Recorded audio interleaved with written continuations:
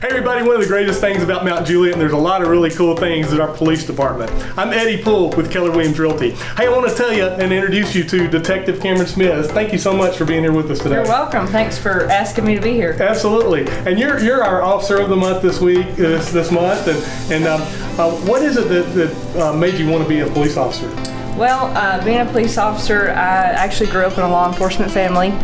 Both my parents were law enforcement. My mom and my dad both worked for the Metro Nashville Police Department for around 30 years. My mom retired just before that, and so did my father.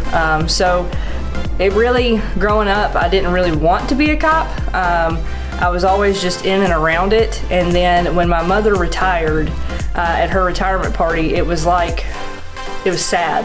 And I was like, wow, this is part of my life that I'm used to and I'm not going to be a part of anymore. Right. And I just felt pulled towards it, and then started my journey there. That's very cool. Yep. What do you find is the most fulfilling part of your job here? So my job here, you mentioned in the beginning I was a detective. My main role is like child sex abuse. So I get people all the time tell me that's a hard job. How do you do that?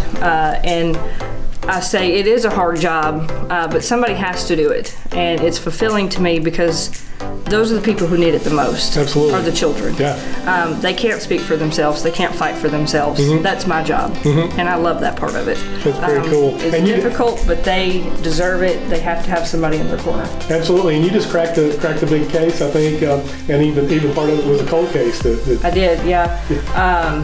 That case means a lot to me. Like I said, the victims, it means more than going out and working traffic crashes and writing tickets and things like that. I mean, those are necessities of the department, and you know, but this is where I feel like I get more out of the job. When you have victims who are 8, 9 years old reporting things happen to them, somebody has to be there to investigate that and fight for them.